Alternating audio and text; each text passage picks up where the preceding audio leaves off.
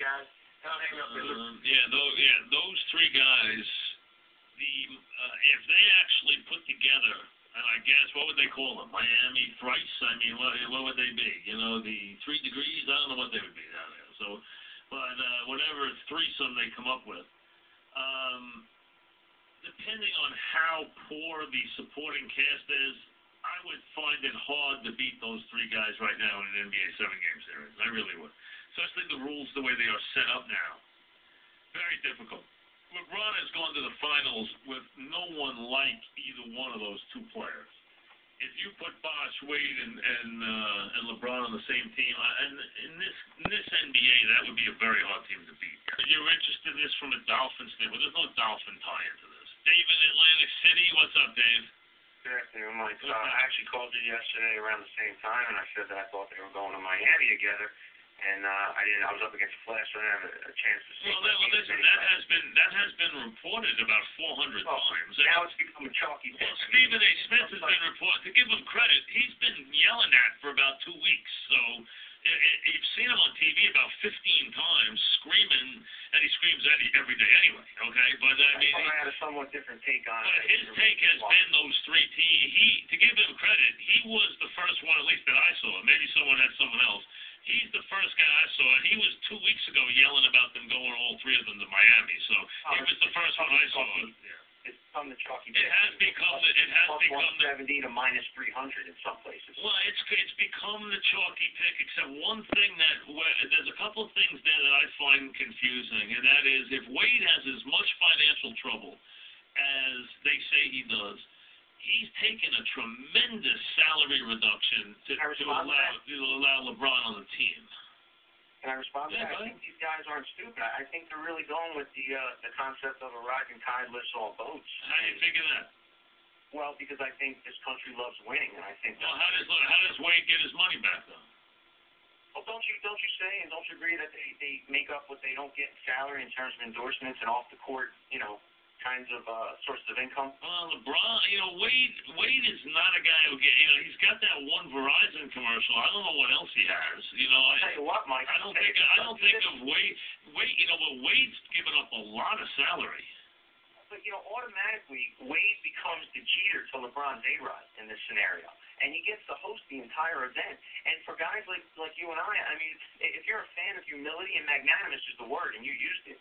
I mean, not having an ego, a guy like Wade who agreed to something like this, I'm automatically a fan. I was a fan anyway. Well, I think Wade does show magnanimous nature in this, no question. I think Wade is the guy. I didn't want to say magnanimity. I wouldn't either.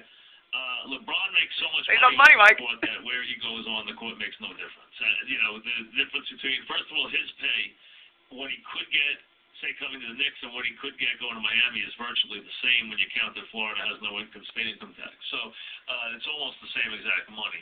As far as the guy taking the big hit financially is Wade, and from what I understand, just what I've read in what I would consider credible places the last couple of days, Wade has some serious financial situations. He has invested badly. He's been in a restaurant thing that was a mess. He's going through a messy divorce.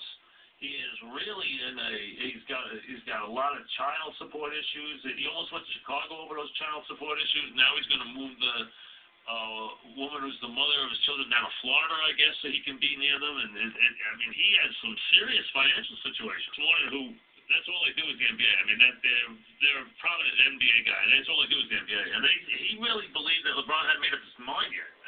That's what he was hearing, is that LeBron was still taking, was still talking to people about, weighing this one versus that one, weighing that. He actually thought that this morning he had not made up his mind yet, which is possible.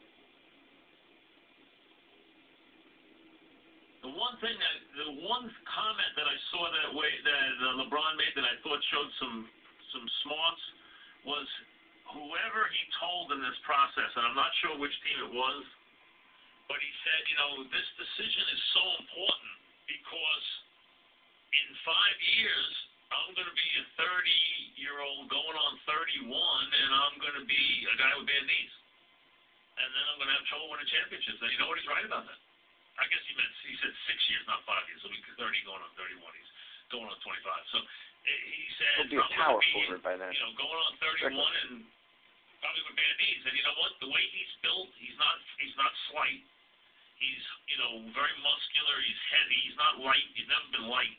He probably will have bad knees by the time he's 32 years old. So he's right about that. He said, I have to win a championship then. That's why this is very important.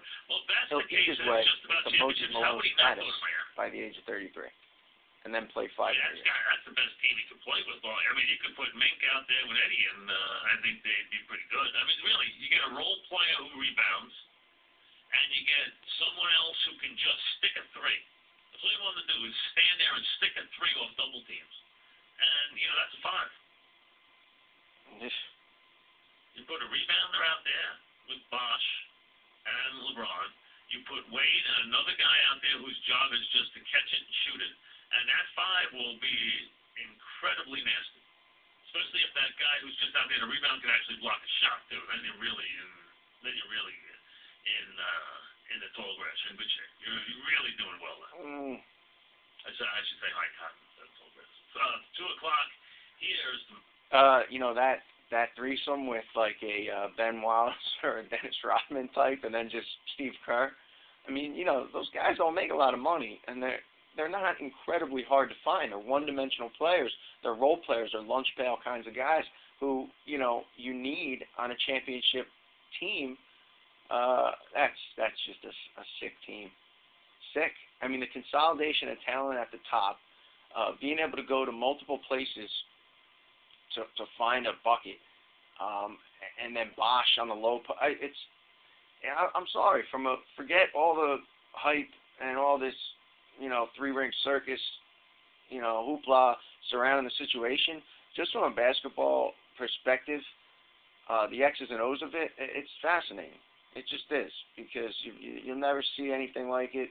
We've never seen anything like it before. We'll never see anything like it ever again, maybe. And I know some people think that's blasphemous to say that. Some old school guys will, harken back to all these other teams and these guys, but whatever. It is what it is.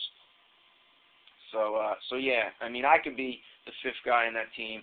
Let me just stand over on in the corner. Let me just, hang out.